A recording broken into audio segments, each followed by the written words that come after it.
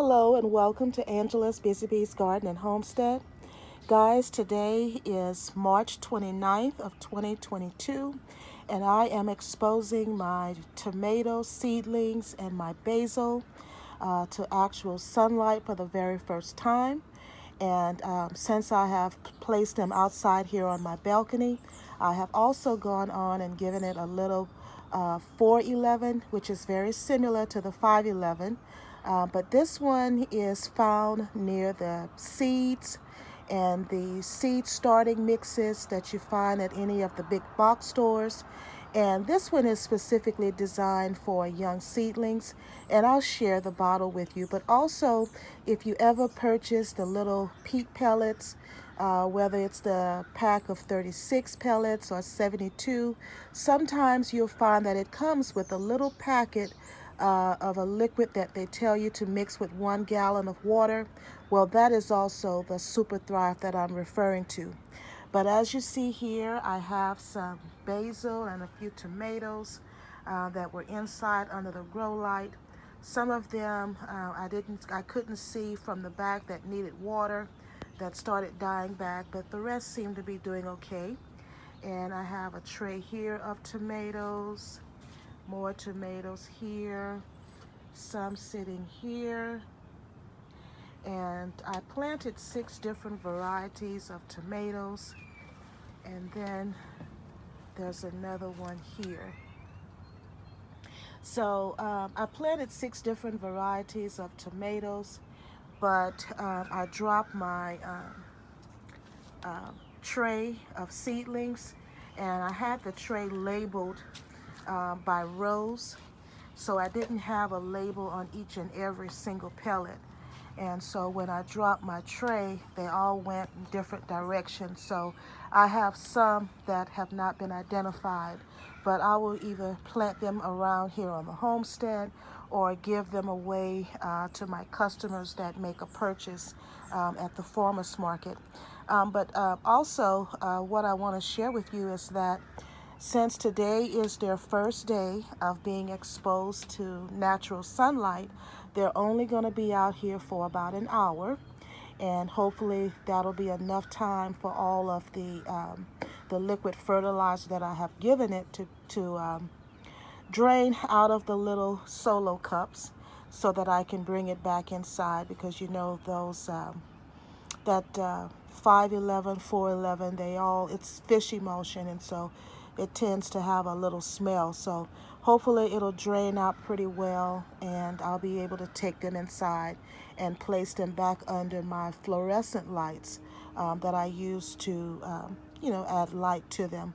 Over here, guys, I have some giant red mustards that I transplanted, because when I sowed seeds, I sowed very densely, and I didn't want to overcrowd the container that I had them in. And I'll show you the container where they are.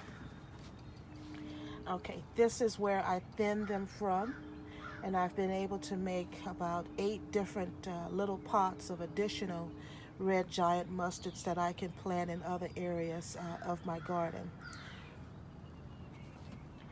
But they are going to be out here for 1 hour. Tomorrow, if weather permits, I'll take them out for 2 hours. And on the 3rd day, I'll take them out for 3 hours. The 4th day, 4 hours.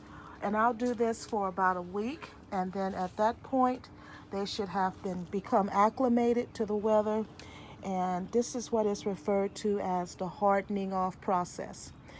If you don't do this process, what will happen is you'll find that the leaves of your vegetables will turn white, and you will have to, of course, remove those leaves, but eventually the plant will bounce back.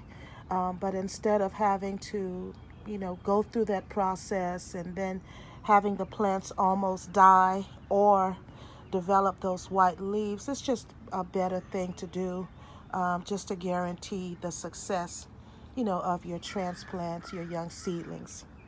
And so that's all I have for you today, guys, that I have started the hardening off process for my tomatoes and my basil.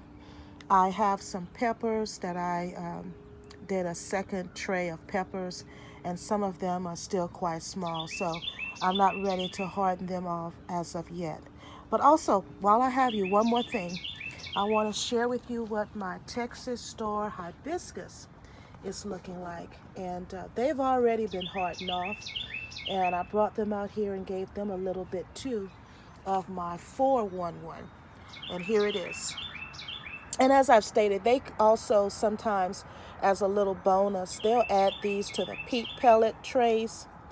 And they'll tell you to add it to 1 gallon of water. But I have had this now for about 2 years now, and it only takes just a little with a gallon of water, and it goes a very long way. And it's just a diluted version of the 511, but it's very healthy, of course, for your young seedlings. But these are my Texas Star hibiscus, as I've stated, and I have them in this pot, but I'm only going to plant one in the pot, and the other 3 will go someplace else here on the homestead. But these were original seeds that I got from Cheryl's Organic Food Forest.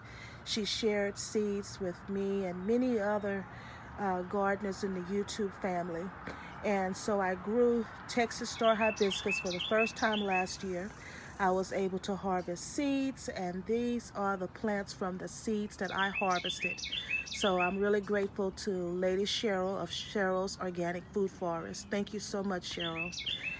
And that's all I have for you today, guys. Just wanted to come on and share with you the progress of my tomato seedlings and to let you know they are being hardened off. Thank you so much for watching, guys. God bless. Bye-bye.